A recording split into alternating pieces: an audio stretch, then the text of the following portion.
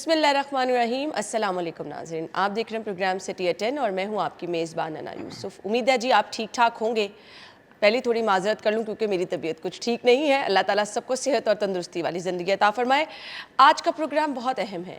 हमारे रोज़मर्रा मामलात जिनमें अक्सर हम कुछ परेशान रहते हैं कि ये करना चाहिए या ये नहीं करना चाहिए। अच्छा, कुछ सुनी सुनाई चीज़ें जो कि हमें परेशान कर देती हैं। अब चाहे उनकी हकीकत कुछ है या फिर नहीं है, बट क्योंकि हमने वो सुन रखी हैं, हमारे साथ अगर ज़िंदगी में ऐसा कुछ हो जाए तो हम उसको रिलेट करना शुरू हो जाते हैं और परेशान होना शुरू हो जाते हैं, ज़हनी तनाव का शिकार होना शुरू हो जाते हैं। उससे क्या होता है कि हम जो मामलात अपने रोज़मर्रा ज़िंदगी में अंजाम दे रहे होते हैं वो सही हो भी नहीं पाते।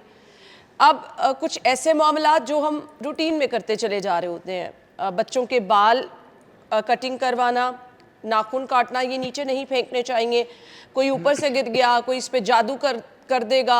बाल अगर आपने कटवाए हैं वो नीचे गिर गए, कोई ऊपर से गुजर गया जी तो आपके सर दर्द मुसलसल रहेगी, इस पे जादू टोना हो सकता है। आपकी गाड़ी या घर के बाहर आप काला कुछ बांध दें।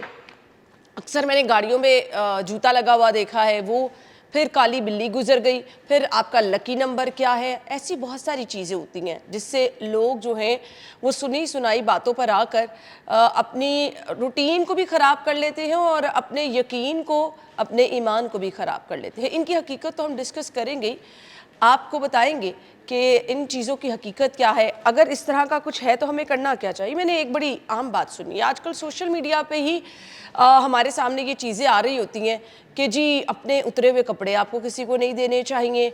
वो भी अगर किसी की ज़िंदगी में कोई परेशानियां चल रही हैं तो आपकी ज़िंदगी में भी चलना शुरू हो जाएंगी। इसी तरह के बहुत सारे मामलात जो हैं वो हमें रूटीन में शायद परेशान भी कर रहे होते हैं या फिर परेशानियों का सबब भी बन रहे होते हैं। अगर इनमें कोई हकीकत है तो हमारे मेहमान जो हमारे साथ मौजूद हैं, मैं तारुफ कराना चाहूँगी। सीरत स्कॉलर हैं जी, डॉक्टर तारिफ शरीफजादा साहब ने हमें ज्वाइन किया है अपने प्रोग्राम में, खुशामदीद कहेंगे। अस्सलाम वालेकुम। वालेकुम अस्सलाम व रहमतुल्लाह। ठीक ठाक है आप? अल्लाह का एहसान, अल्हम्दुलिल्लाह। बहुत बहुत शुक्रिया आपके कीमती वक्त के लिए। कुछ चीज़ें, मुबारक दिन है ना जुमे का, चलें यहीं से आगाज़ कर लेते हैं। दिनों में कहा जाता है, अच्छा जी आज का दिन आप अगर इंतखाब करेंगे मंगल हफ्ता, इस दिन सदका दे दें, इस दिन कोई अच्छा काम शुरू ना करें। बच्ची की शादी करनी है तो मंगल का दिन नहीं रखना चाहिए, हफ्ते का दिन नहीं होना चाहिए, किसी बाबरकत दिन का इंतखाब करना चाहिए। तो हमारा दीन क्या कहता है, कोई दिन बाबरकत होता है? बिस्मिल्लाह रब्बी मोहम्मद करीम अलैहिस्सलातु तस्लीम। सबसे पहले तो यादावरी का शुक्रिया। और यकीनन ये सारे मौज़ूआत ज़ाहिरी तौर पर शायद बहुत ज़्यादा अहमियत ना रखते हों, लेकिन जब ये मुस्तकिल बुनियादों पर हमारी ज़िंदगी का हिस्सा बनना शुरू होते हैं, और ये एक अजीब मामला है, ये सारे के सारे उन्वानात जिन पर आपने अपने सरनामा कलाम में तवज्जो दिलाई, ये सारे किसी न किसी दर्जे पर तोहमात के ज़ैल में आते हैं। और तोहम परस्ती का सबसे बड़ा नुकसान ये होता है कि शुरू में तो बंदा एक आध कोई चीज़ जो है उसमें तोहम परस्ती का शिकार होता है, और फिर आहिस्ता आहिस्ता में अंदाज़ा होता है कि ये तोहम परस्ती चला जाता है। यकीन के से भी एक दर्जा आगे जाके ईमान के दर्जे पे हमारी ज़िंदगी का हिस्सा बनना शुरू हो जाती है। और फिर हम ये देखते हैं कि वो ज़िंदगी जो है ना, उन बुनियादी जो उसकी आसानियाँ उनसे निकल कर ये जो तोहमात की एक अलग दुनिया है और एक पाबंदियाँ और सख्तियाँ खुद साख्ता, और वो जो मिथ की बुनियाद के ऊपर मुख्तलिफ सारी चीज़ें हम तक पहुँची होती हैं। हम अपनी पूरी ज़िंदगी का नज़्म जो है, यानी उसमें कौन सी चीज़ करनी है और कौन सी नहीं करनी है, जो करनी है उसे किस वक्त करना है और जो करना है उसे किस वक्त करना है और कितना करना है, किस अंदाज में करना है, ये आहिस्ता आहिस्ता सारे जो हमारे राइट्स हैं ना, हमारे इख्तियारात, हमारी हिकमत अमली की खूबसूरतियाँ, वो सारी की सारी तोहम परस्ती की ज़ैल में जाना शुरू हो जाती हैं, उसके ज़ेर असर होना शुरू हो जाती हैं। और नतीजा ये होता है कि अच्छा खासा बाशऊर आदमी और अच्छा खासा ज़िंदगी में कामयाब आदमी और अच्छा खासा ज़िंदगी में बामकसद तर्ज़ अमल इख्तियार करने वाला आदमी जो है वो भी इस तरह की नहूसत का शिकार होना शुरू हो जाता है। मैंने अब इसको तोहम परस्ती को नहूसत के लिए लफ्ज़ इस्तेमाल किया, हालांकि दीन रहमत तो हमें ये बताता है कि जिन चीज़ों को भी अल्लाह के पाकीज़ा कलमात के साथ, अल्लाह के साथ व अपने आप को वाबस्ता करते हुए, उस पर यकीन रखते हुए, उससे मदद तलब करते हुए जो काम शुरू किए जाते हैं, वो ख़ास ज़ाहिरी तौर पर कितनी ही मुश्किल नज़र आ रहे हों, अल्लाह ताला की मदद और बरकत जो है उसके अंदर शामिल होना शुरू हो जाती है और वो चीज़ें आसान होना शुरू हो जाती हैं। अब जहाँ तक मामला है इस चीज़ का, सबसे पहले हमें ये देखना है कि आज खुद کچھ چیزیں بابرکت ہوتی ہیں یا نہیں ہوتی ہیں، تو یقیناً کچھ چیزوں کی برکت کے بارے میں تو دین ہمیں بتاتا ہے۔ اب برکت کا قطعی طور پہ یہ مطلب نہیں ہے کہ اگر ایک چیز میں برکت موجود ہے تو باقی ساری چیزیں جو ہے وہ نحوست کا شکار ہو گئی ہیں۔ برکت ایک اضافی چیز ہے، کسی ایک بنیادی طور پر کسی چیز کے اصل میں جب کوئی چیز ایڈ ہوتی ہے تو وہ برکت کہلاتی ہے۔ سارے دن اللہ کے پیدا کردہ ہے، یہ جو 7 دنوں کا نظم دنیا بھر کے اندر رائج ہے، یہ اللہ رب العزت کا پسندیدہ ہے۔ اللہ نے اس نظم کے اوپر دنیا کا سارا نظام جو ہے اسے مرتب کیا، اس کی اجازت دی، اور پھر ان سارے ایام میں باقی دنوں کی نسبت سب سے زیادہ برکت والا دن جو ہے وہ سید الایام ہے، یعنی جمعۃ المبارک ہے۔ سرکار ختمی مرتبت کی وحی میں دلی زبان سے، بشارت والی زبان سے ہم تک یہ بات پہنچی کہ اگر کوئی کام عام دنوں کی نسبت جمعے والے دن آپ شروع کریں گے تو اس میں اللہ کی طرف سے نصرت، برکت، آسانی اور اس کے اندر جو آپ کے لیے خیر موجود ہے اس کی حفاظت کا اہتمام ہوگا۔ اب اس کا قطعی طور پر جہاں یہ ایک ریالٹی ہے نا، اب ہوتا کیا ہے دین کے معاملے میں بھی اور نظریات عقائد کے معاملے میں بھی ہم نہ جانے کیوں افراط و تفریط کا شکار ہو جاتے ہیں، یا کسی چیز کا یکسر انکار کرنا شروع کر دیتے ہیں یا کلیتاً اپنے آپ کو اس کے سپرد کر دیتے ہیں۔ بالکل ایسے اب جمعۃ المبارک کی برکت جو ہے کچھ لوگ اس کے بارے میں بھی مشکوک رہتے ہیں، شک کا شکار رہتے ہیں، تو ہمیں یہ پتہ، اور کچھ لوگ ایسے ہیں جو باقی سارے ایام میں بڑا پھونک پھونک کے قدم رکھتے ہیں کون سا دن شروع کرنا ہے کون سا نہیں کرنا۔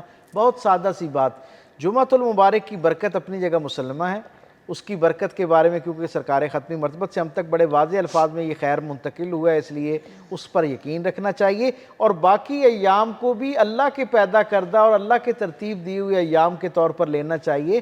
ہر دن ہر نیا سورج حضور کی حدیث کے مطابق جب طلوع ہوتا ہے انسانوں پر تو وہ ساری مخلوق جس پر اس کی روشنی پہنچتی ہے ان سب کے لیے اللہ کی طرف سے رحمتوں، برکتوں، سعادتوں، سعادتوں کا پیغام لے کر آتا ہے۔ سبحان اللہ۔ تو اب منگل کے دن سورج نہیں نکلتا، یقیناً میں یہی پوچھنے والی تھی، یعنی اس بات کی کوئی حقیقت نہیں کہ ہفتے کا دن منگل کا دن آپ کوئی بابرکت کام اپنی زندگی کی نئی شروعات۔ قطعی طور پہ ایسا نہیں، صرف ایک معاملہ جس کے بارے میں جس کی بنیاد پر یہ ساری کہانی گھڑ لی گئی ہے وہ یہ ہے کہ رسول اللہ صلی اللہ علیہ وسلم ایک سفر میں تھے اور حضور نے منگل والے دن علی صبح جو ہے وہ سفر اختیار کرنا تھا، تو حضور نے یہ کہا کہ آج کی بجائے بدھ والے دن سفر اختیار کیا جائے، یعنی گویا بدھ کی جو برکت ہے وہ بڑھ گئی ہے۔ حضور نے اس کی تفصیل نہیں بتائی، یہ نہیں کہا کہ منگل کے اندر کوئی نحوست ہے یا منگل کے اندر برکت ختم ہو جاتی ہے، کوئی مشکلات آ جاتی ہیں۔ تو پھر وہ جو اپنے اپنے طور پر ترجمہ کرنے والے لوگ ہیں اور سمجھنے والے لوگ ہیں انہوں نے یہ سمجھ لیا کہ شاید منگل جو ہے نا وہ اس میں کوئی نحس اثر ہے۔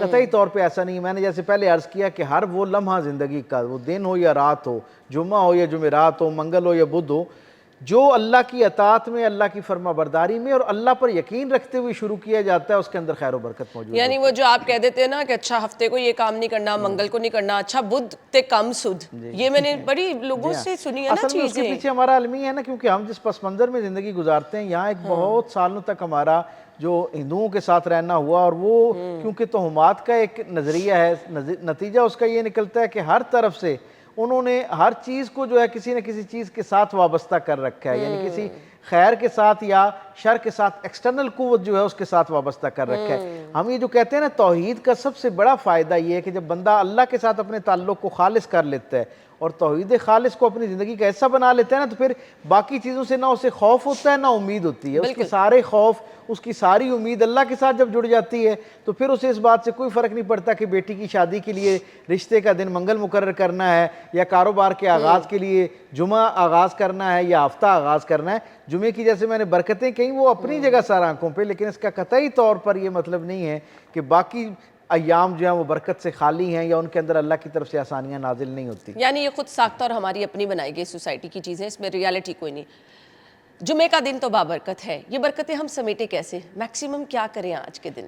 سرکار دو عالم صلی اللہ علیہ وسلم نے اس کو سید الایام کا، اللہ کی نگاہ میں یہ دن اتنا عظمت والا ہے کہ قرآن حکیم میں ہم سب جانتے ہیں، اگر اشارتاً کنایتاً بھی قرآن کسی بات کو ڈسکس کرتا ہے یا اس کی طرف توجہ دلاتا ہے تو اس کی اہمیت مسلمہ ہو جاتی ہے۔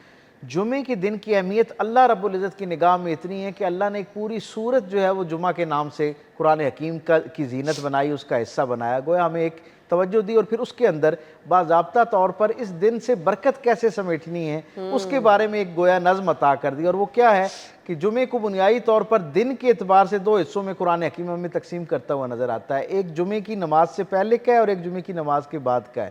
یعنی جمعے کی نماز سے پہلے کے بارے میں گویا ہم تک یہ تاثر پہنچتا ہے کہ یہ اتنی عظیم الشان عبادت ہے کہ اس کے لیے اس دن کی یعنی جمعۃ المبارک کی سب سے عظیم عبادت جو ہے وہ نماز جمعہ ہے. بے شک. اس کے لیے اپنا اہتمام کرنا، جو اس کے تقاضے ہیں، جو سنتیں ہیں، یعنی اس کے لیے غسل کرنا ہے، اپنا لباس جو ہے اس کا اہتمام کر رہا ہے، خوشبو میسر ہے تو وہ لگانی ہے.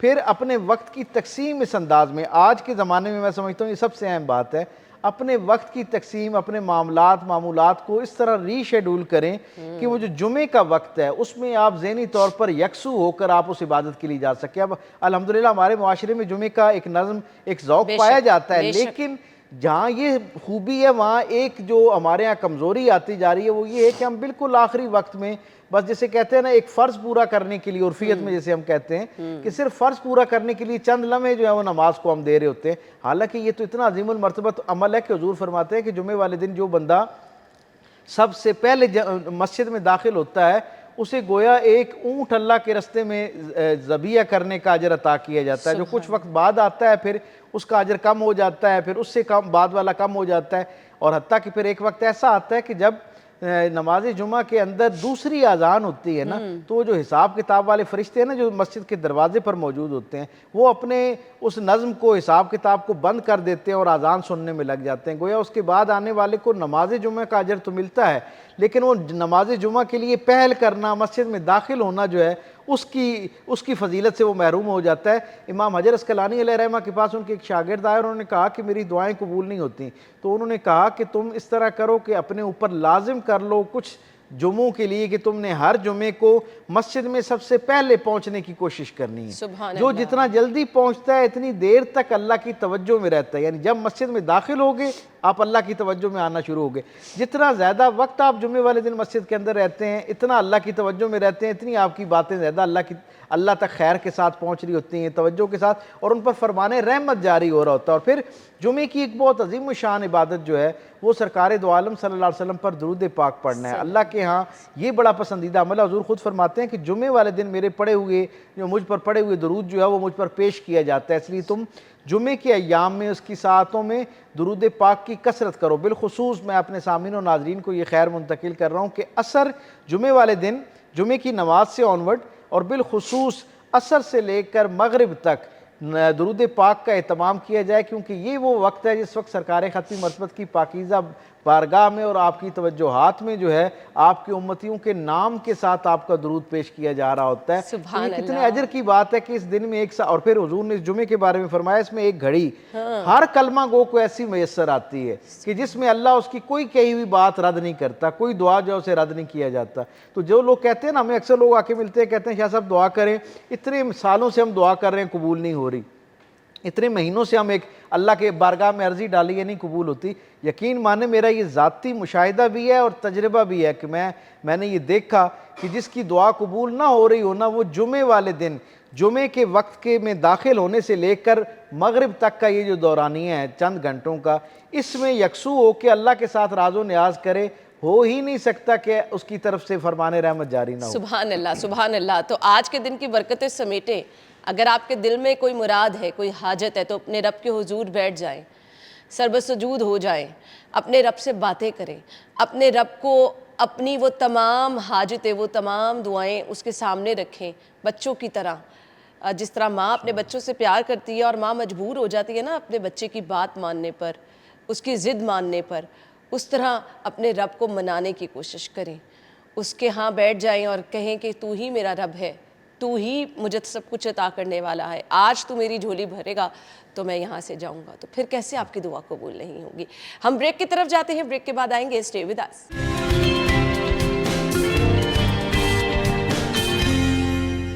Welcome back once again. ہم گفتگو کا سلسلہ آگے بڑھائیں گے اور کچھ چیزیں مطلب آپ نے بچے کی شادی کرنی ہے تو دیکھا جاتا ہے دونوں کے نام کیا ہیں، اور پھر کچھ لوگ کہتے ہیں کہ جی دونوں کے ستارے ملوا لیں. پھر یہ دیکھا جاتا ہے کہ جی دونوں میں کوئی اس طرح کا نام میں کوئی ورڈ تو نہیں آ رہا کہ جی جو مسئلہ کر سکتا ہے. اب اس کی حقیقت کیا ہے؟ نو ڈاؤٹ شادی کرنا ایک زندگی کا بہت اہم پہلو ہے. تو اس میں یہ سب چیزیں، اچھا رشتہ آپ کو مل گیا، اچھا پڑھا لکھا لڑکا ہے، گھر بار اچھا ہے، تو آپ کہتے ہیں فلاں بندے نے کہا جی ان کا تو نبھا ہی نہیں ہو پائے گا، ان کا تو ستارہ آپس میں نہیں ملتا. تو ڈاکٹر صاحب یہ کیا چیزیں ہوتی ہیں؟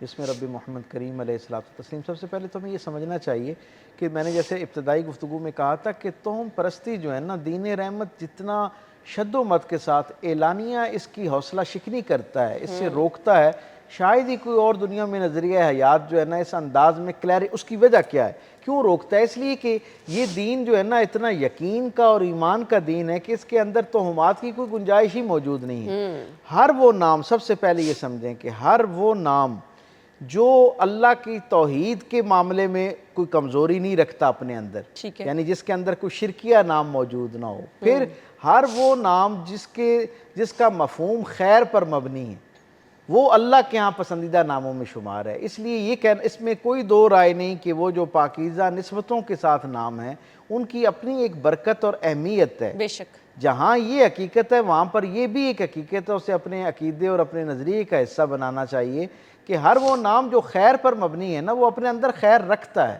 بے شک. یہ جو توہمات ہے نا کہ فلاں نے فلاں کے ساتھ اس کا نام نہیں ملتا تو اس لیے جو ہے نا وہ کر دیا جائے، میں یہ سمجھتا ہوں کہ دین رحمت نے ظاہری طور پر جو دو لوگوں کو اس رشتہ ازدواج میں منتقل کرنے کے لیے، نکاح کے لیے انتخاب کرنے کے حوالے سے جو خصوصیات اور جو معیارات مقرر کیے نا، ہمارا اس پر فوکس ہوتا ہی نہیں ہے. بالکل. اور ہم ان جزیات کے اندر پڑ جاتے ہیں اور پھر نتیجہ وہی ہوتا ہے جو معاشرے کے اندر اکثریت ہمیں نظر آتی ہے. سب سے پہلے استخارہ، اس میں کوئی دو رائے نہیں کہ سرکار دو عالم صلی اللہ علیہ وسلم نے اس کو اللہ سے مشورہ کی تعبیر کی ہے. اب یہ کیا ہے؟ استخارہ اس چیز کا نام نہیں ہے کہ جیسے ہی مجھ تک دو آپشنز آئے اور میں فوراً جو ہے اس پہ استخارہ کرنا شروع ہو گیا، بلکہ استخارے کا مطلب یہ ہے کہ پہلے ظاہری معیارات پر ان چیزوں کو پرکھا جائے. جب اکثر یہ ہوتا ہے نا کہ جب بہت سارے آپشنز آئے ہوتے ہیں، مثلا رشتے کے لیے، کسی کی بہن، کسی کی بیٹی کے لیے جب رشتہ آتا ہے تو 3 4 5 رشتے مثلا موجود ہوتے ہیں. تو اب استخارے کا میکنزم یہ ہے کہ ان میں سے، ان 5 میں سے، 6 میں سے آپ نے 2 کو سلیکٹ کر لیا. اب 2 جو ہیں وہ ظاہری طور پر اپنی خصوصیات میں ایک جیسے ہیں، کسی دونوں کے کچھ میرٹس ہیں، کچھ جو ہے نا وہ ڈی میرٹس ہیں، لیکن آپ فیصلہ کرنے میں آپ گوں مگوں کا شکار ہیں. تو وہاں آپ استخارہ جب کرتے ہیں تو اس کے نتائج زیادہ بہتر اور واضح ہوتے ہیں. صحیح. ہمارے ہاں ہم صرف ابھی فرضی طور پر کسی رشتہ کرانے والے یا کرانی والی نے ابھی نام ہی بتایا ہوتا ہے اور ہم چل پڑتے ہیں اس کا ان کے درمیان ملاپ کرانے کے حوالے سے. میں دین کے طالب علم کے طور پہ جتنا اس دین کی مزاج کو سمجھا ہوں، یہ بڑا حقیقت پسندانہ دین ہے اور یہ کہتا ہے کہ 4 بنیادی باتیں ہیں جن کے ساتھ رشتوں کا انتخاب کیا جاتا ہے، اور یعنی جس پر ایک آئندہ زندگی گزارنے کے حوالے سے نکاح کا رشتہ جو ہے اس کے لیے کسی کو آپ چنتے ہیں. اور وہ کون سی 4 باتیں ہیں؟ یعنی اس میں ایک کوئی شخص جسے آپ نکاح کے لیے منتخب کرتے ہیں، یعنی بطور اپنے داماد کے یا اپنے بہنوئی کے جب آپ منتخب کرتے ہیں تو پہلا عمومی درجہ کیا ہوتا ہے کہ ہم اس کا معاشرے کے اندر جو مالی حیثیت ہے اس کو ہم دیکھ رہے ہوتے ہیں. دوسرا ہم اس کی سماجی حیثیت کو دیکھ رہے ہوتے ہیں کہ اس کا سوشل سٹیٹس کیا ہے. پھر تیسرا جو ہے ہم اس کی جو عادات، اطوار اور باقی چیزیں ہوتی ہیں ان کو دیکھتے ہیں، اور آخری چیز اس کا حسن و جمال ہوتا ہے یا اس کی ظاہری وضاحت ہوتی ہے. یعنی ان میں جو تیسری چیز ہے اس کی ظاہری خصوصیات، یعنی جن میں اخلاق، کردار موجود ہے، جس کو ہم عرفیت میں دین کہتے ہیں. سرکار دو عالم نے ان 4 کی اجازت دی اور گویا ان کو بیان کر کے یہ کہا ہے کہ ان 4 حقائق کی اپنی اپنی اہمیت ہے. نہ آپ کسی آدمی کے یعنی خاندانی پس منظر سے انکار کر سکتے ہیں، اس کی ایک اپنی اہمیت ہے لیکن اس کے چند نمبر ہیں. اسی طرح اس کے جو مالی وسائل ہیں، سماجی وسائل ہیں، ان کی ایک اپنی اہمیت ہے، مال کی ایک اپنی اہمیت ہے. یکسر اس کی بھی نفی نہیں آپ کر سکتے لیکن اس کی بھی چند نمبرز ہیں. اسی طرح جو اس کا خاندانی پس منظر ہے اور جو اس کے ذاتی اوصاف ہیں ان کی بھی اپنے اپنے، یعنی اس کی دینداری ہے، اس کی بطور انسان اچھے اخلاق پر وابستہ ہونا ہے، یہ سارے اپنی اپنی جگہ الگ خصوصیات ہیں. اور حضور فرماتے ہیں کہ جب یہ ساری خصوصیات میں کوئی لوگ برابر ہو جائیں نا، یعنی سارے رشتوں میں یہ ساری چیزیں برابر ہوں، تو پھر جس کا دین بہتر ہو، یعنی کیا مطلب جس کے اخلاقیات بہتر ہوں. سادہ زبان میں اگر مجھ سے پوچھیں تو اس کا مطلب پتہ کیا ہے؟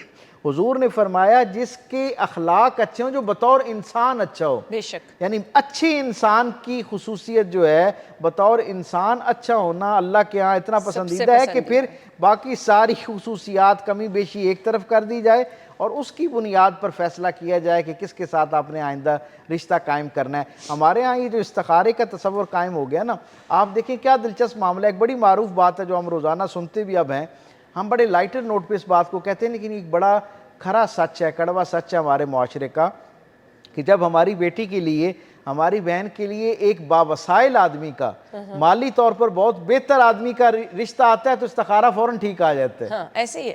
اور جیسے ہی کوئی کمزور آدمی ہمارے اس میں آپشن میں آتا ہے تو ایک دم استخارہ خراب ہو جاتا وہ ہے. شاید ہمارا ذہنی اطمینان بھی نہیں ہو رہا ہوتا نا, ہم ذہنی طور جی پر ہاں, اور رجحاؤ کا دوسری ایک شکار اور ہوتے بات بھی ہے, میں یہ سمجھتا ہوں کہ یہ اس معاشرے کے اندر ایک درجے کی ایک وزاداری کی بھی ہم نے جو ایک آڑ بنا رکھی ہے استخارے کو, کہ جب ہم ڈائریکٹ رشتے کو انکار نہیں کر پاتے تو ہم یہ کہہ دیا کرتے ہیں کہ جی میرے ساتھ وابستہ دو خاندان ہیں اور دونوں مجھ سے محبت کرتے ہیں اور ایک عرصے سے ان کے ساتھ دینی حوالے سے وہ میرے ساتھ رابطے میں رہتے ہیں.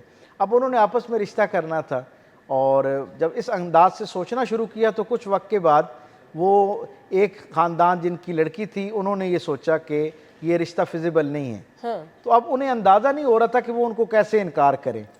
تو انہوں نے کہا, وہ جو لڑکے والے تھے انہیں کہا کہ میرا کہا کہ جی ڈاکٹر صاحب سے ہم نے استخارے کے لیے درخواست کی تھی اور پیر صاحب کے استخارے میں یہ بات آئی ہے کہ یہ رشتہ جو ہے نا وہ درست نہیں ہے. اچھا, اس لیے جو ہے نا ہم ویسے تو کر لیتے اور آپ تو جانتے ہیں کہ آپ بھی ان سے بڑی محبت کرتے ہیں, احترام کرتے ہیں اور ہم بھی کرتے ہیں, اس لیے انہوں نے کہہ دیا استخارے میں تو اب ہمیں جو ہے نا وہ رشتہ نہیں ہم کر سکتے, باقی ہمارا جو ایک خونی رشتہ آپس میں پہلے سے موجود ہے خاندانی طور پر وہ قائم رہے گا. کچھ وقت کے بعد وہ مجھے ملے اور انہوں نے مجھے کہا کہ وہ استخارے پہ نظر ثانی آپ کر لیتے. تو میں نے کہا کون سے استخارے پہ؟ تو انہوں نے کہا جی فلاں.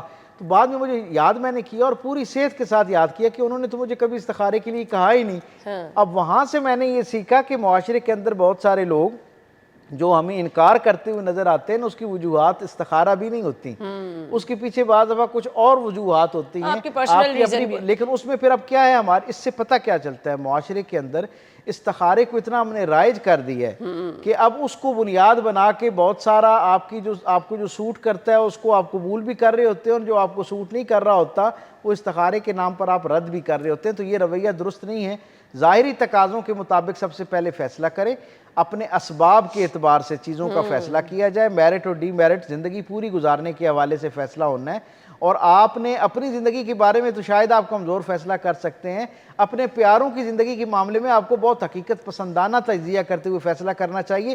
اس کے بعد پھر اللہ کی بارگاہ کے اندر آپ پہنچیں اور اللہ سے برکت کے لیے دعا کریں, یقیناً پھر اس کے اندر خیر شامل ہو جاتا ہے. بے شک. اچھا, کچھ لوگ کہتے ہیں جی یہ لکی نمبر ہے میرا, تو یہ لکی نمبر, لکی پتھر کچھ لوگ کہتے ہیں, تو یہ بھی حقیقت ہے کیا؟ زندگی کے اندر ان چیزوں کے اثرات موجود ہوتے ہیں, یعنی ہم ان کی اہمیت سے, ان کے ہونے سے انکار نہیں کر سکتے, لیکن ان پر انحصار نہیں کیا جا سکتا. یعنی یہ سارے وہ علوم ہیں, خشک اور تر میں جتنے علوم ہیں وہ انسان کی خیر اور فلاح کے لیے. نہیں دیکھیں ویسے لوگ بھی ہیں نا جو زندگی گزارے ہیں ان کو نہیں پتا. میں نے کبھی نہیں جاننے کی کوشش کی میرا لکی نمبر کیا ہے, مطلب مجھے کس دن کیا کام کرنا چاہیے. جناب علی کرم اللہ کریم سے ایک شخص نے پوچھا کہ جو ستاروں کا علم ہے کیا اسے جاننا چاہیے, اسے اختیار کرنا چاہیے؟ تو آپ نے فرمایا اسے جاننا چاہیے لیکن اس پر انحصار نہیں کرنا چاہیے. اس کا کیا مطلب؟ آپ نے فرمایا اس سے اتنا فائدہ لو جتنا ایک مسافر سفر کے دوران ستاروں سے جو ہے وہ رہنمائی لیتا ہے کہ اسے راستہ کون سا ہوتا ہے. اس زمانے میں ہم سب جانتے ہیں کہ راستے جو ہے رات کے خاص طور پہ مسافر جو ہیں وہ ستاروں کو بنیاد بنا کے اپنی سمت کا تعین کرتے تھے اور چلتے تھے. گویا آپ نے یہ فرمایا کہ اب اس کو اپنی زندگی اور موت کے فیصلوں پر لاگو کرنا نہیں شروع کر دینا چاہیے. جتنی کسی چیز کی اہمیت اور افادیت ہے صرف اس تک اپنے آپ کو محدود رکھنا چاہیے. توم پرستی ہوتی کیا ہے؟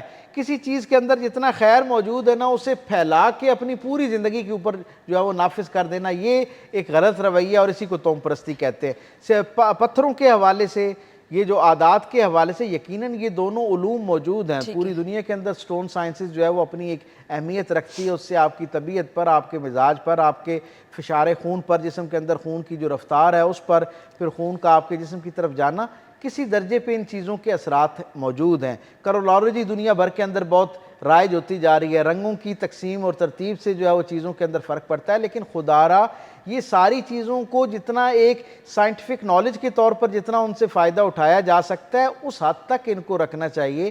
انہیں اپنی زندگی اور روزانہ کے معاملات اور معمولات کے فیصلوں پر اتنا غالب نہیں کر لینا چاہیے کہ نعوذ باللہ, میں سخت لفظ استعمال کر رہا ہوں لیکن کیونکہ معاشرے میں ایسا ہو رہا ہے اس لیے مجھے یہ کہنا پڑ رہا ہے کہ ان ساری چیزوں کو ان سے فائدہ اٹھانا چاہیے اللہ کی مخلوق سمجھتے ہوئے اور اپنے لیے اللہ کی ایک معاون مخلوق تصور کرتے ہوئے. انہیں خدا کے درجے پہ نہیں لے جانا چاہیے کہ انہیں اپنی زندگی میں اتنا نافذ کر لیں کہ آپ کو ظاہرات کے سارے تقاضے بھول جائیں اور آپ خالصتاً ان توہمات مر ان چیزوں کو اپنی زندگی کا مالک اور مختار بنا لیں. آپ اس طرح کے لوگوں کو دیکھیں گے نا جو تہمات میں گھرے ہوئے ہوتے ہیں، وہ پریشان بھی بہت رہتے ہیں، ہر ٹائم وہ سوچتے رہتے ہیں. وہ کوئی کام شروع کرنے سے پہلے بھی ہمیں پریشان لگ رہے ہوتے ہیں، کام شروع کر کے بھی وہ پریشان ہوتے ہیں کیونکہ وہ سیٹسفائیڈ نہیں ہو پا رہے ہوتے نا. چلیں جی بریک لے لیں، ہم بریک کے بعد آتے ہیں، ہمارے ساتھ رہیے.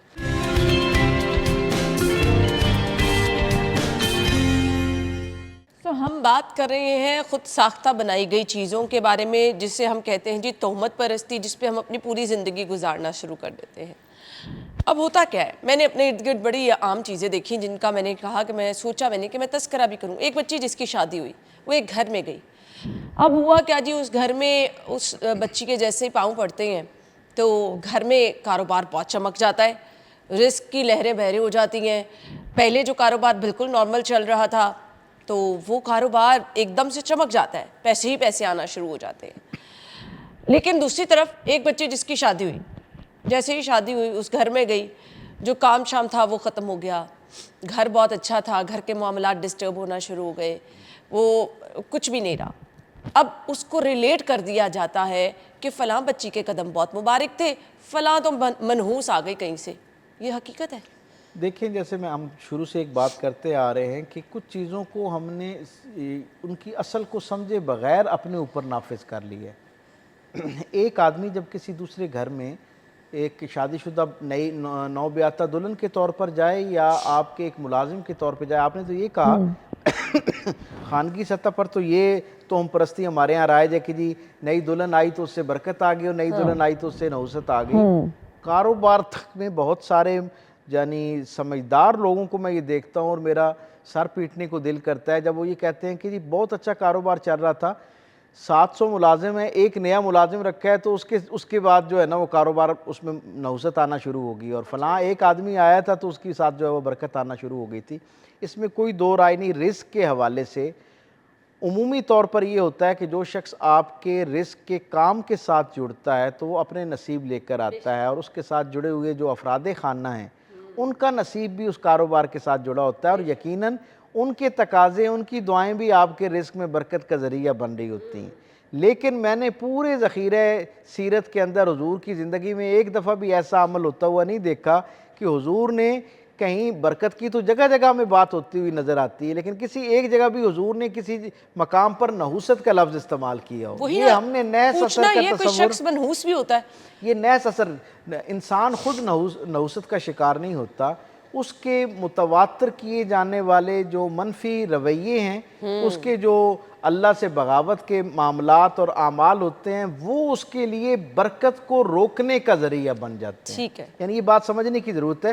نحوست کا مطلب تو یہ ہوتا ہے کہ جو آپ کے پاس موجود ہے وہ گھٹنا شروع ہو جائے. برکت کیا کہتی ہے؟ کسی چیز کی ہوتے ہوئے اس میں اضافہ ہونا شروع ہو جائے.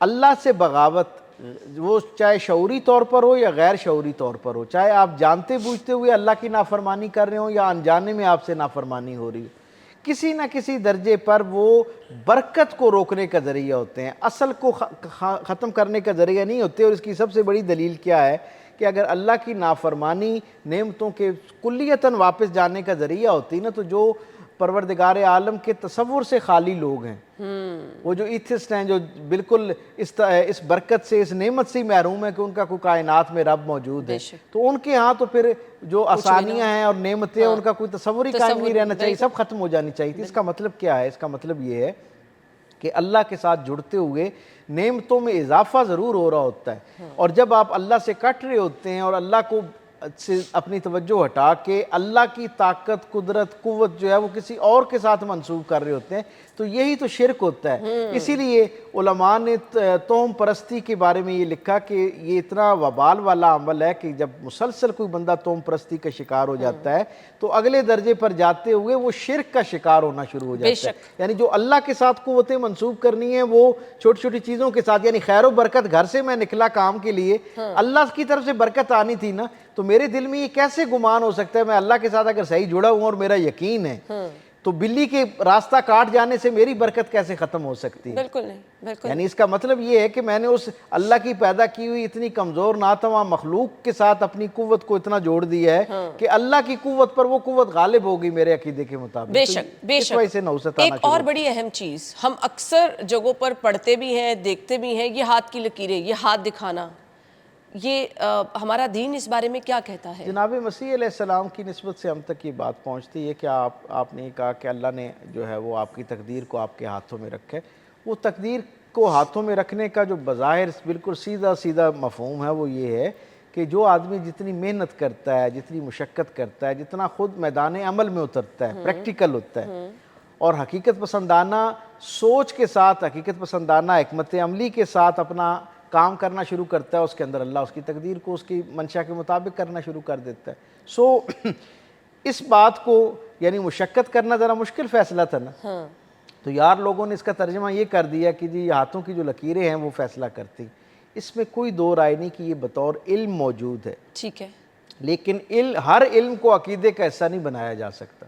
اب یہ بات بڑی اہم ہے، اسے توجہ دینے والی ہے کہ ہر علم جو ہے نا اسے عقیدے کے درجے پہ نہیں لے جانا چاہیے. علم کے اندر جو اللہ کی طرف سے خیر اور آسانی موجود ہے نا، صرف اس سے استفادہ کرنا چاہیے. اور یعنی 1500 سال کی اس امت کی تاریخ میں جتنے صاحبان علم آئے ہیں انہوں نے ہاتھوں کی لکیروں پر انحصار کرنے کے حوالے سے حوصلہ شکنی کی ہے، اس کو ڈسکریج کیا ہے. اور اس کا سبب کیا ہے؟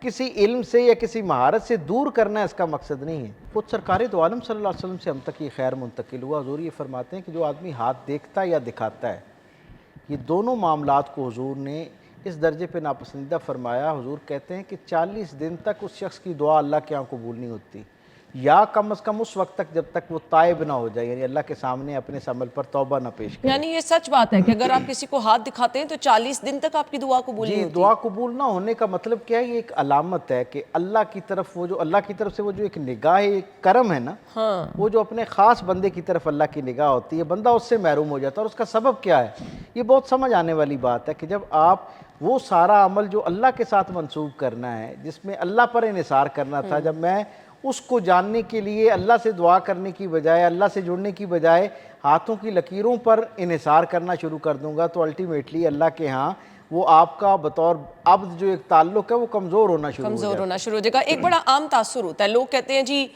تعویذ اس بچے کو پہنا دے، ضد کر رہا ہے بچے کو تعویذ پہنا دے، بچہ روتا بہت ہے، بچہ کمزور بہت ہے، بچے کے ساتھ کوئی مسئلہ ہے. بڑوں میں بھی اکثر ہم نے دیکھا ہے کہ کوئی ڈر رہا ہے اس کو تعویذ پہنا دے. یہ تعویذ پہنانا جو ہے یہ کیسا عمل ہے؟ سرکار دو عالم صلی اللہ علیہ وسلم سے پہلے عربوں کے معاشرے میں بہت کثرت کے ساتھ تعویذ جو ہے وہ پہنایا جاتا تھا، اور وہ ہر بات پہ، حتیٰ کہ انسان تو انسان، نوزائیدہ بچے تو نوزائیدہ بچے، وہ اپنے جانوروں کے گلے میں بھی مختلف جو ہے نا وہ تعویذ لگایا کرتے تھے. اور بڑی دلچسپ بات ہے، جن لوگوں نے گلف ہسٹورین ہیں، انہوں نے جب جو اس سارے خطے کی عرب کا جو پورا تہذیب تھی اس کے بارے میں لکھا کہ ہر گھر کے اندر ایک لکڑی کی بہت بڑی جو ہے وہ سٹپ لگی ہوتی تھی، جس کے اوپر مختلف قسم کے تعویذ ٹنگے ہوتے تھے. یعنی اتنی یہ چیز حاوی ہو گئی تھی. سرکار دو عالم صلی اللہ علیہ وسلم نے ابتدا میں اس کی نفی فرمائی اور پھر بعد میں اس کی اجازت دے دی. تعویذ کا معاملہ یہ کہ سرکار دو عالم صلی اللہ علیہ وسلم سے پہلے آپ جس زمانے میں مبعوث ہوئے، جس خطے میں مبعوث ہوئے، وہاں عالم یہ تھا کہ ہر گھر کے اندر کئی طرح کے تعویذات موجود ہوا کرتے تھے.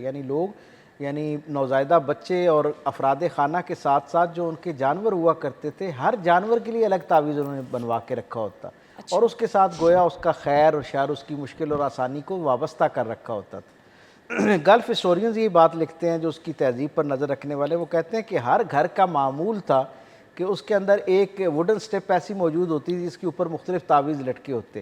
حضور نے اس توہم پرستی کے معاشرے میں کیونکہ تربیت کا آغاز کرنا تھا، تو ابتدا میں حضور نے یکسر اس کی نفی فرمائی اور اس کو ناپسندیدہ فرمایا، اور اس کو لٹکانا جو ہے وہ شرک کے مترادف اور ایک روایت میں شیطان کے عمل کے ساتھ وابستہ کیا. لیکن جب قرآن حکیم کی آیات کا نزول ہونا شروع ہوا اور خاص طور پر اس کی کتابت ہونا شروع ہوئی، تو پھر کچھ اصحاب رسول ایسے تھے جنہوں نے حصول برکت کے لیے قرآن حکیم کی ان نسخہ جات کو، یعنی قرآن آیات جو ان کے پاس لکھی ہوتی، انہیں اپنے پاس رکھنا شروع کر دیا. مثلا ایک بہت معروف حدیث ہے، ایک واقعہ ہے کہ حضرت انس بن مالک جو حضور کے خدمت گار تھے اور بچے تھے، وہ بھی خوش خطی میں بڑی مہارت رکھتے تھے اور وہ بھی قرآن حکیم کی آیات کو لکھ لیا کرتے. حضور کو انہوں نے رات بتایا کہ آپ نے جو کل آیات تلاوت کی یہ میں نے لکھی ہیں، اور حضور نے ان کی تحسین فرمائی، انہوں نے اپنے پاس رکھ لیا۔ دوسرے دن جب حضور کی خدمت میں حاضر ہوئے تو ان کے ماتھے پر چوٹ لگی ہوئی تھی۔ حضور نے پوچھا کہ یہ چوٹ کیسے لگی؟ کہا یا رسول اللہ کل میں کھیل کے میدان میں گیا اور اس کے بعد یہ جو چوٹ لگ گئی۔ حضور مسکرائے اور حضور نے فرمایا جب تم کھیل کے میدان میں گئے تھے تو کیا اس وقت تمہارے پاس وہ قرآنی آیات کا نسخہ وہ جو تھا وہ موجود تھا کہ نہیں تھا؟ انہوں نے کہا یا رسول اللہ وہ تو میں گھر چھوڑ آیا۔ تو حضور نے فرمایا اگر وہ تمہارے پاس ہوتا تو وہ تمہاری حفاظت کا ذریعہ بنتا، یعنی اس کا مطلب یہ ہے وہاں سے سرکار دو عالم صلی اللہ علیہ وسلم سے اصحاب نے یہ سبق سیکھا اور یہ لیا کہ کلمات خیر سے برکت لی جا سکتی ہے اور ان کو تحریر کی شکل میں بھی آپ اپنے یعنی جسم کا حصہ بنا سکتے ہیں، اس کو لٹکا سکتے ہیں، اس حد تک تو اس کی جو ہے وہ موجود ہے، لیکن اس کی شرائط اتنی کڑی ہے کہ آپ عمومی طور پر معاشرے کے اندر جو تعویذ رائج ہے اس میں ان ساری احتیاطوں کو نہیں برتا جاتا۔ مثلاً اگر اس نوعیت کا تعویذ ہوگا تو وہ خالص اللہ کے کلام کے ساتھ وابستہ ہونا چاہیے۔ جو ہمارے ہاں استعاروں کی زبان میں گنتی لکھ کے وہ جو بنا دیے جاتے ہیں ان کے اندر کیا موجود ہے، کتنا شرکیہ یا شیطانی عمل اس کے اندر موجود ہے ہم اسے نہیں جانتے۔ دین بالکل سیدھا سیدھا اور ہمارے لیے ہر جگہ پر رہنمائی کے لیے بھی اور آسانی پیدا کرنے کے لیے بھی موجود ہے۔ میں حیران ہوتا ہوں لوگوں پر کہ قرآن حکیم کی واضح آیات کی جو برکت ہے اس پر یقین رکھنے کے باوجود ہم وہ آیات تلاوت نہیں کر رہے ہوتے، ان آیات کو اپنے اوراد و وظائف اور معمولات کا حصہ نہیں بنا رہے ہوتے، حتیٰ کہ ان کا تعویذ نہیں بنا رہے ہوتے، اور بہت ساری فرضی چیزیں اور لا یعنی بے مقصد چیزیں جو ہیں جو صرف انسانی نفسیات کو مطمئن کرنے کے لیے ہوتی ہیں انہیں تعویذ بنا کے گلے میں لٹکا لیتے ہیں اور ان کے ساتھ اپنا خیر اور شر جو ہے وہ وابستہ کرنا شروع کر دیتے ہیں۔ تو یہ بنیادی طور پر جہالت، کم علمی اور دین کی صحیح تفہیم نہ ہونے کی وجہ سے معاشرے کے اندر رائج ہے۔ تو اس کی حقیقت کیا ہے وہ بھی ہم نے آپ کو بتا دی۔ ایک بریک کے بعد ہم آپ کو جوائن کریں گے، ہمارے ساتھ رہیے گا۔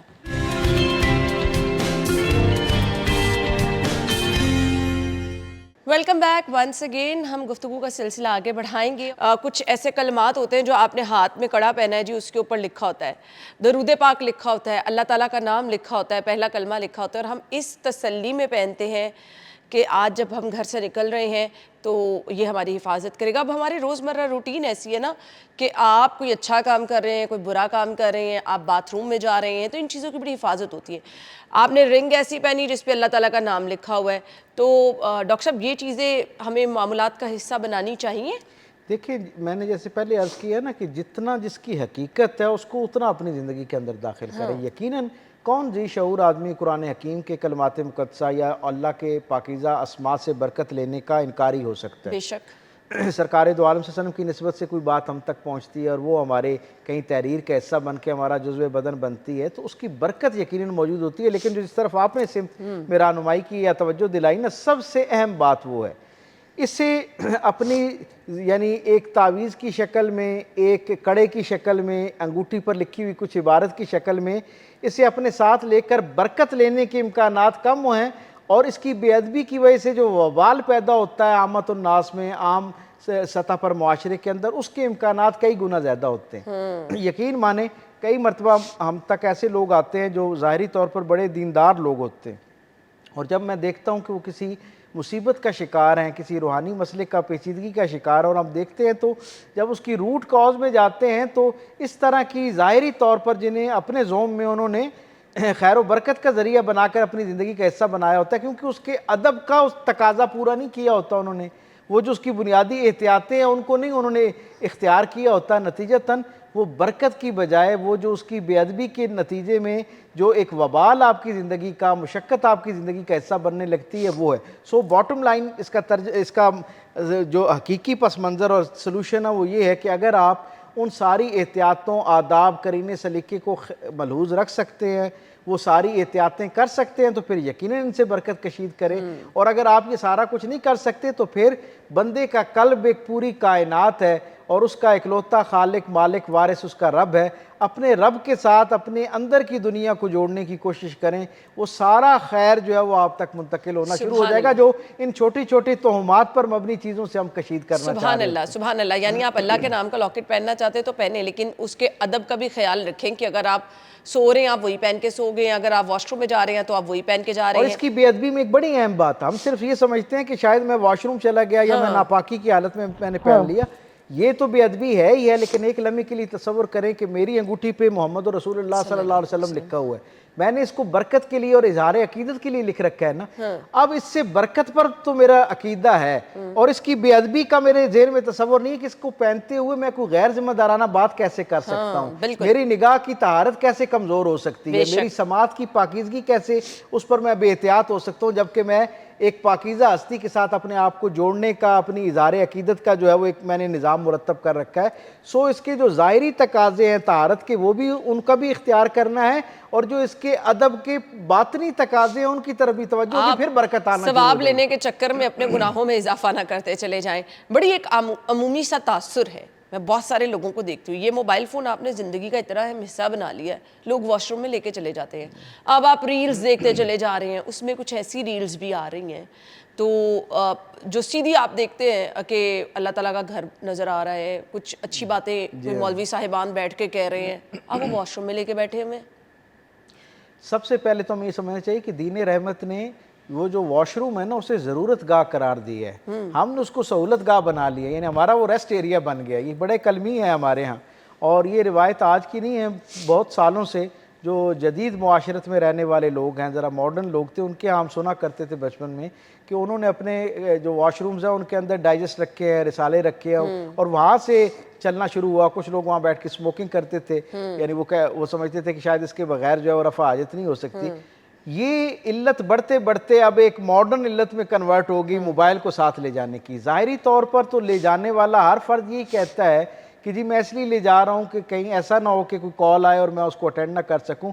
آپ مجھے یہ بتائیں، ہمیں دن میں جتنی کالز آ رہی ہوتی ہیں، پہلے تو یہ کہ ہمیں کتنی کالز آ رہی ہوتی ہیں، اور عین چند لمحوں کی وہ جو آپ کی اس موبائل سے دوری ہے، اس سے دنیا کے اندر کتنی تبدیلی پیدا ہو رہی ہے، جو اگر آپ اسے پاس نہیں رکھیں گے تو محروم ہو جائیں گے۔ خیر پر مبنی چیز ہے، اس کی اہمیت افادیت سے کون ذی شعور انکار کر سکتا ہے، لیکن وہ ضرورت گاہ میں کم سے کم وقت جو ہے نا خرچ کرنا، یہ بھی دین ہمیں تربیت میں کرتا ہے۔ وہ یہ کہتا ہے کہ کم سے کم اس وقت کو وہاں پر استعمال کیا جائے، حتیٰ کہ یعنی ایک ایسا مقام جہاں پر جو لوگ مستقل درود پاک یا اللہ کے اسماء کا ورد کرتے ہیں، ان کو بھی یہ حکم دیا گیا ہے کہ وہاں نہ صرف وہ نہیں کرنے بلکہ عام ضرورت کی بات بھی نہیں کرنی، اور وہاں آپ بیٹھ کر اسے ایک ریسٹ ایریا کے طور پر استعمال کر رہے ہیں، تو یہ یہ پڑھی لکھی جہالت ہے۔ میں سمجھتا ہوں کہ اسے آپ اگر پڑھی لکھی جہالت کہیں تو شاید غلط نہ ہوگا، کہ سارا شعور رکھنے کے باوجود اور اس کی اہمیت اور اس پر جو کچھ ممکنہ طور پر ہمیں دیکھنے کو مل سکتا ہے، اسے جاننے کے باوجود اگر کوئی یہ رسک لے رہا ہے تو وہ یقیناً اپنے لیے برکت سے دوری کا ذریعہ اس کو بنا رہا ہے۔ بے شک۔ اچھا جی، اب وہ چھوٹی چھوٹی چیزیں جس طرح کا میں نے ذکر کیا تھا کہ بال اگر آپ کے کٹے ہوئے نیچے گرے ہیں، یا آپ نے بال برش کیے وہ نیچے گرے ہیں، کوئی اوپر سے گزر گیا تو آپ کے لیے وہ اچھا نہیں ہوگا، سر درد ہو جائے گی، نظر لگ جائے گی، لوگ اس پہ جادو کر سکتے ہیں، کیا یہ حقیقت ہے؟ یہ بہت بنیادی اور اساسی سچائی ہے۔ روحانی معاملات میں جب ہم لوگوں کے روحانی مسائل دیکھتے ہیں تو ہمیں یہ اندازہ ہوتا ہے کہ بہت ساری بڑی بڑی مصیبتیں اور مشقتیں جو لوگوں کی زندگی میں آتی ہیں نا، ان میں اس طرح کی بے احتیاطیوں کا بڑا عمل دخل ہوتا ہے۔ بال اور خاص طور پہ ناخن، ان دو چیزوں کے بارے میں جو آپ نے توجہ دلائی ہے، یہ ڈسٹ دونوں بن جو میں ہیں نہیں پھینکنے، ان کو ڈسٹ بن میں نہیں پھینکنا چاہیے، بلکہ باقاعدہ ان کا کٹنے کے بعد بھی اکرام موجود ہوتا ہے۔ اکرام کا مطلب احتیاط موجود ہے، اچھا، ان کی بے حرمتی نہیں کرنی ہے آپ نے، اور ان کو احتیاط کے ساتھ، اور خاص طور پہ خواتین کے بال جو ہیں، مردوں کو بھی اپنے بالوں کی احتیاط کرنی چاہیے، لیکن خواتین کے ہاں کیونکہ وہ جو روحانی طور پر نہ نظر آنے والی مخلوقات ہیں، ان کی توجہ ان کی طرف رہتی ہے، ان کی کشش کا وہ باعث ہوتی ہیں۔ سو ناخنوں کا ہونا، آپ کے بالوں کٹے ہوئے بالوں کا ہونا، آپ کے گھر میں کھائے جانے والے جو ہڈی ہے، گوشت کے بعد جو ہڈی موجود ہوتی ہے اس کا ہونا، یہ ساری چیزیں انہیں سیارہ کہتے ہیں۔ سیارہ عربی میں کہتے ہیں سواری کو۔